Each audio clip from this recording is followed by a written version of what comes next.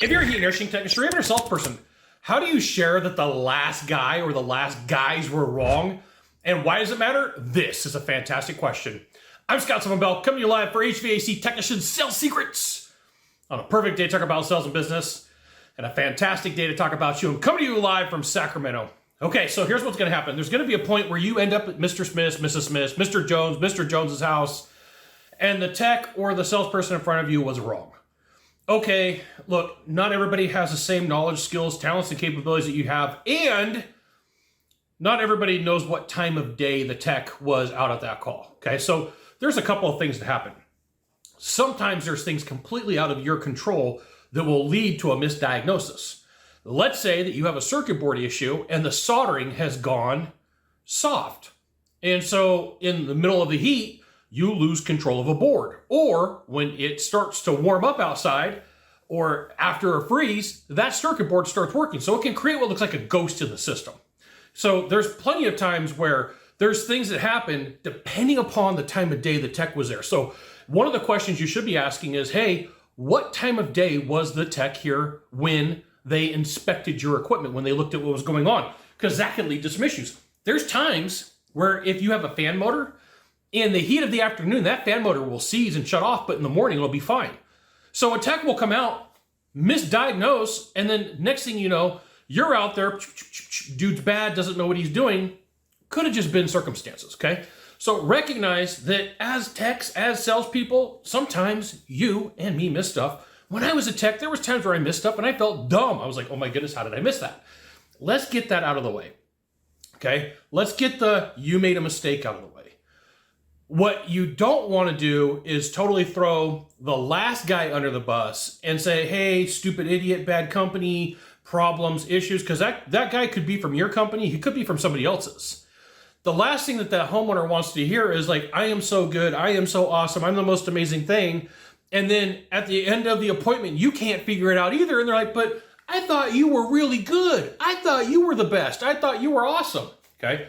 There's going to be systems that they got misdiagnosed, you misdiagnosed it, simmer down, okay? So first, accept that not everybody's perfect, including me. I screw up too. If you look at some of my videos, I have spelled words wrong. I have said words wrong. We all have a bad day. And so like if you're gonna start your appointment and you're up against somebody who misdiagnosed the system or did something wrong, you have to recognize first that people make mistakes. And this right here is why you should join HVACTechSecrets.com. I'll give you the goods. Not the Facebook group, not the YouTube channel. Okay, so now that we got personal mistakes out of the way, here's one of the ways you do it. You take a little bit longer to diagnose, and then you take a little bit longer to explain. This is not about speed.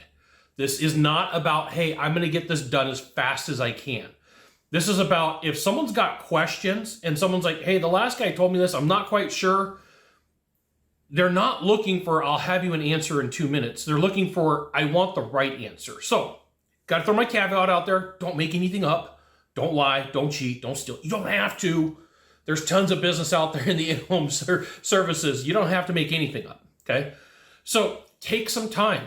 Tell the homeowner, tell the business owner, look, because there's questions and you have some concerns, it may take me a little bit longer than normal to diagnose what's going on. Is that okay with you?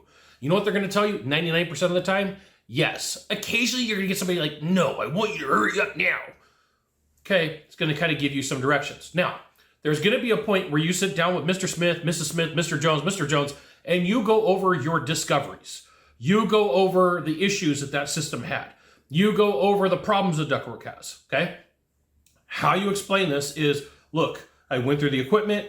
Here's what I did. Here's what I tested. Here's what I've noted. And then they're going to say, well, how come the other guy didn't find it? Like, who knows? Could have been a bad day. Could have been a misdiagnosis. Could have been the time of the day. It's one of those things where there are some times where things are tricky, especially when it comes to circuit boards and motors. Okay? So just, look, don't throw the other guy under the bus. Say something like, look, I can understand where they're at and things are going on. I probably could have made that mistake too.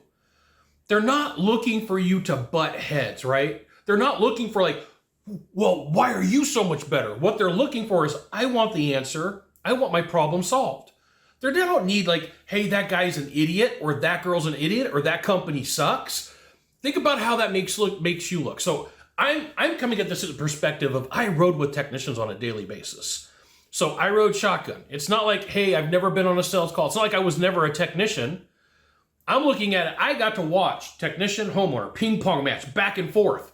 I know what reactions look like when someone's like, I'm so much better. I'm so much awesomer. I'm so much good looking. I'm so much like the homeowner's like, please, can you just fix my system? And then when techs start running their mouth, I'm so much better. I'm the most awesome. I'm the greatest thing ever. And then they can't solve the problem. It just makes you look dumb, makes you look silly. So first and foremost, have your line of questions that you're going to use. When was the last tech out here? What time of day? Like super importante, especially if it's a circuit board or a contactor in a circuit board or an outdoor fan motor or an indoor fan motor. But nobody thinks of this. They always want to go, that company sucks. Hey, if you're not paying attention, at some point it's going to be you. When I was a technician, I sucked at charging. There was the system that somebody went to that was that worked at the company that I worked at, and they called me like, hey, Scott, I don't know if you know this or not, but you overcharged the system by six pounds of refrigerant. Hey, I make mistakes too, right? And like how you explain graciously to the person you're meeting with, look, I can see something that might be brand new, could have been a bad day, could have been a lot of issues. Because there's nothing like being in an attic and getting the phone call, hey, Scott, I'm on a system. Can you help me diagnose over the phone? Well, you got your fingers on a circuit board and you're doing stuff too. Or the homeowner's looking over your shoulder asking you a million questions. Or there's a whole bunch of noise in the house. Or like there are just so many different tangents that we could take a look at. Not all the time was the tech wrong in front of you because they didn't have the skills. They could have been interrupted. It could have been the homeowner. Be gracious about it. You're going to look way better in front of the homeowner than that guy sucks. That company sucks. You got one of three things to do from here. Just one of three. Find the subscribe button. Click on it. And every time I send out a video, you'll get an update. 2, hit follow. 3, share this video with a friend. We'll see you soon. Thanks for watching.